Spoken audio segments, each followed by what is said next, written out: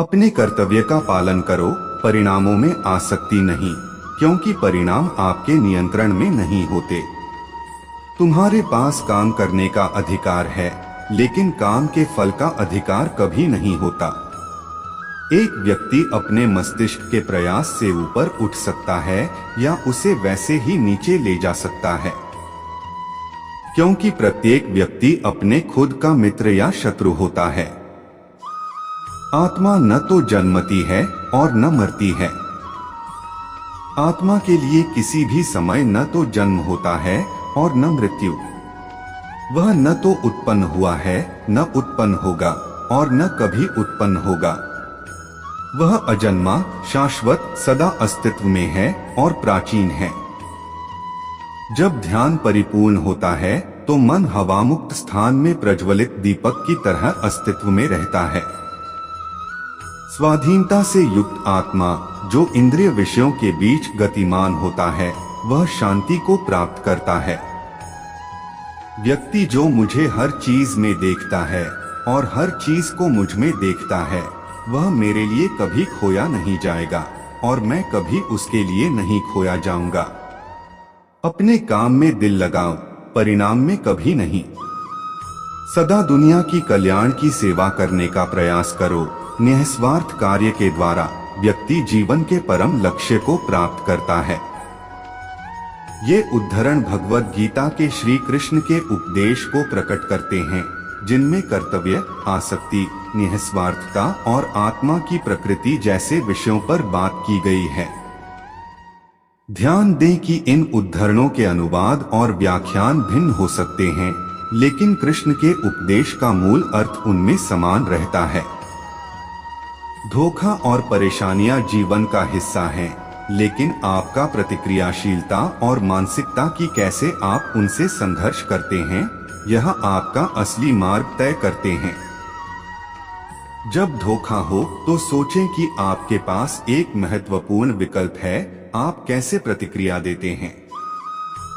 आपकी मजबूती और संघर्ष की भावना ही आपको आगे बढ़ने की दिशा में मदद करेगी।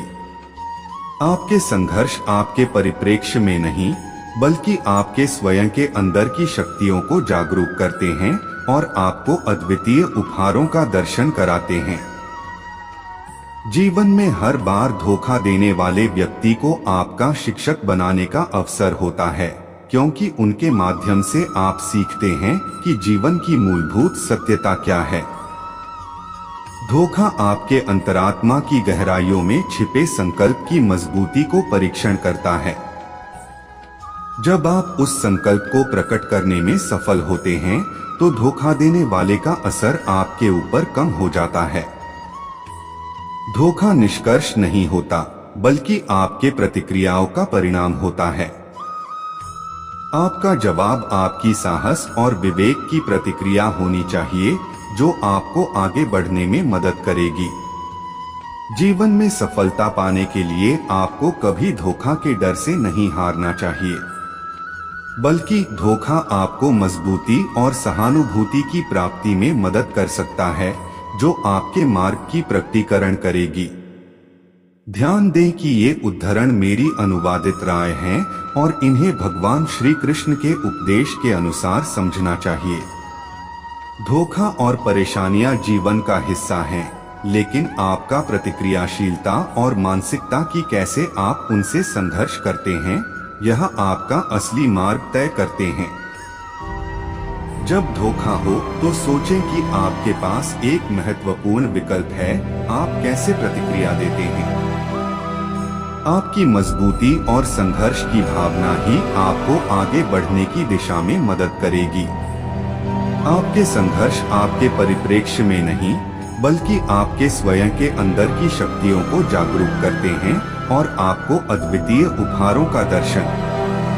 धोखा आपके अंतरात्मा की गहराइयों में छिपे संकल्प की मजबूती को परीक्षण करता है।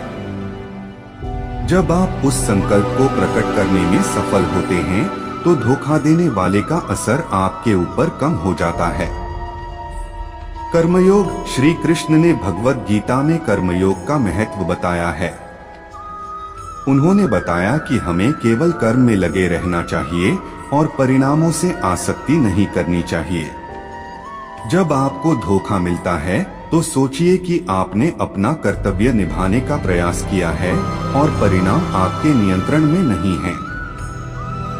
संयम। श्री कृष्ण ने आत्मसंयम की महत्वपूर्णता पर भी बल दिया।